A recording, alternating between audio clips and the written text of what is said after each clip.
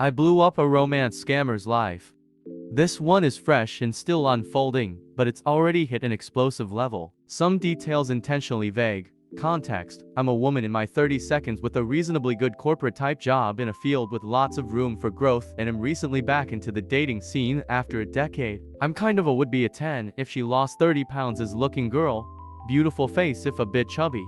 But I never have issues getting a date. I'm not well off, but I'm stable and have a bit of spending money. I live in a large multicultural city and my ex was an immigrant, so I'm open to dating people of any origin. What happened? A few weeks ago I met a very charming man from a Latin American country, only a couple years younger than me. Seemed very sweet, cuddly, intelligent, family-oriented, emotionally available, educated and in a good profession back home in his country, and had a lot in common with me. Chemistry seemed amazing inside and outside the bedroom. He was honest that he was in my country on a tourist visa but hoping to stay. I made it clear I wouldn't be able to help him with that, but we'd have a fun summer fling while he was here. If he managed to stay or come back, only then would we consider a real relationship. Then the other shoe dropped. A couple weeks and for dates in, during a text conversation about my work, he asked me to be his sugar mommy. I initially laughed and assumed it was a joke. He kept pushing and clearly said it wasn't. Of course, feeling insulted by this, I went off on him.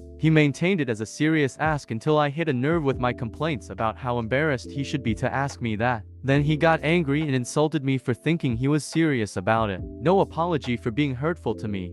Obviously, what I did next was take screenshots and cry about it to my closest friends. I was hurt that I was fooled into thinking he liked me and that he thought I needed to pay for a man. My friends started the fuse on what happened next. One of my friends started snooping more on his online presence. Together we found about 6 different Instagram accounts that were him using different variations of his name and different photos of himself, all uploaded in batches. On Facebook, a similar pattern, all very scammy and suspicious looking. He'd been foolish enough on one of his profiles though to follow and tag the employer that he was working for illegally on his tourist visa in my country. So I contacted another close friend in a local law enforcement agency that works with immigration. She looked up his file. He had a wife and daughter at home. I released the hounds after that. The friend who helped me investigate online made several group chats on multiple platforms with all of his family, immediate and extended, and friends. She released all the screenshots as well as a rant about how shameful it was. As they started blocking her, she added more people. I found his sister's phone number. She sent her messages on there too. Everyone he knows, including his wife, know he's unfaithful and trying to take advantage of women. 30 minutes after the online bombardment started, I got a rude message from him about how I should be smart enough to know he was joking and he doesn't need to sell himself. I didn't reply. Next step? Online immigration reporting form with all the info we found.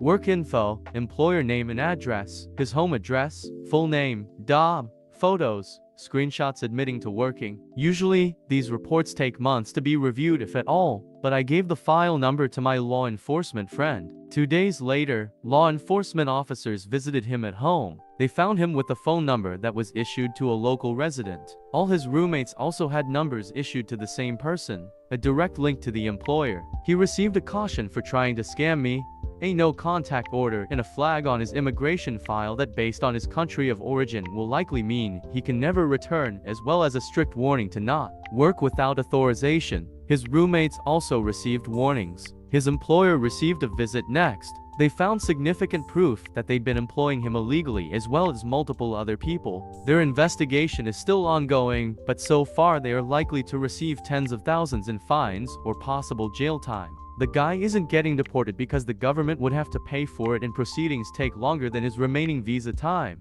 But he's now upgraded from a flagged file to a multi-year ban on re-entry to my country. If he bothers me again though, he will be deported as well. Hope he enjoys going back to his angry wife and the ridicule from everyone he knows.